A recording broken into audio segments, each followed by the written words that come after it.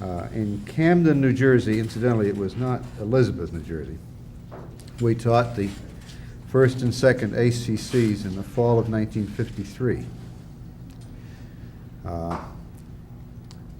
During that period of time, there were a few interesting events. One of these occurred on a weekend.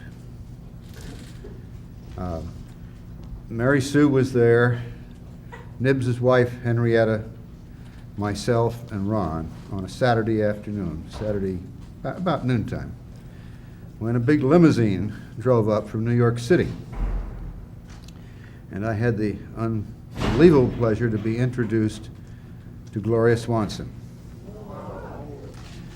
Gloria was an absolutely magnanimous lady.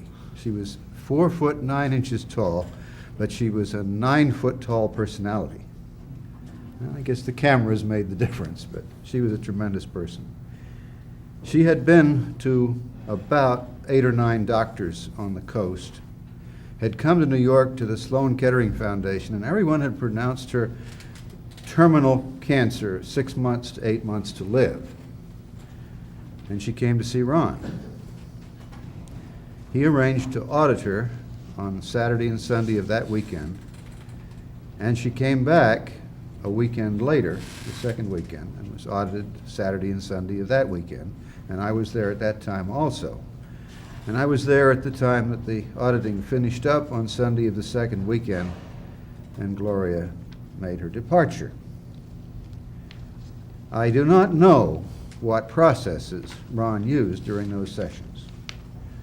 No one will ever be able to give that information, because I'm sure not even Mary Sue knew what Ron was auditing in those sessions.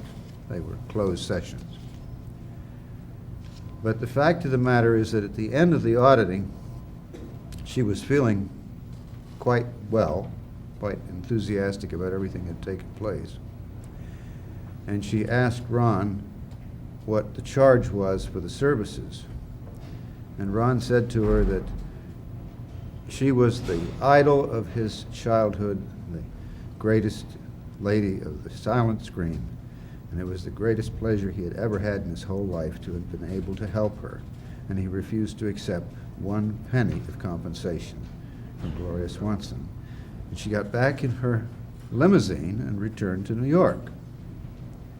Now, as a point of fact in history, she only died 4 years ago.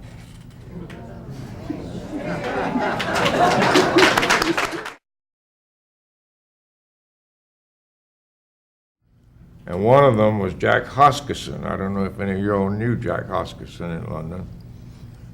Jack was a great man,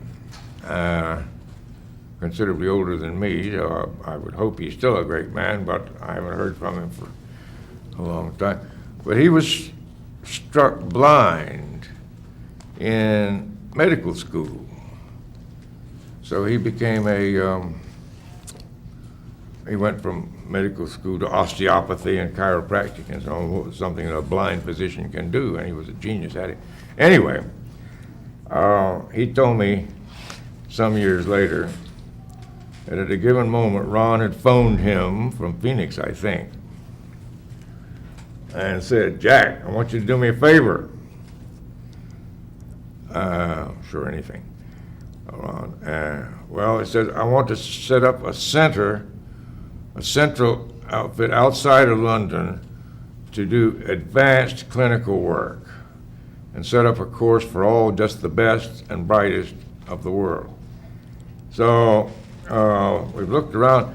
There's a place out here that belongs to the Maharaja Ranchipur, or maybe used to. Anyway, would you go out there and take a look at it for me and tell me what you think?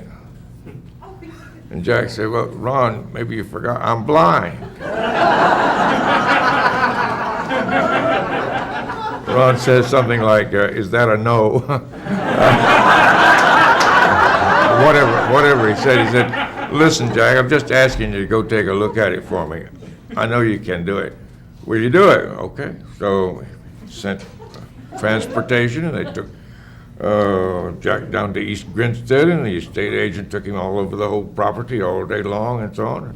Jack made a favorable report. He had some reservations about it, but You know, and as Jack told me, and so Ron bought St. Hill Manor sight unseen.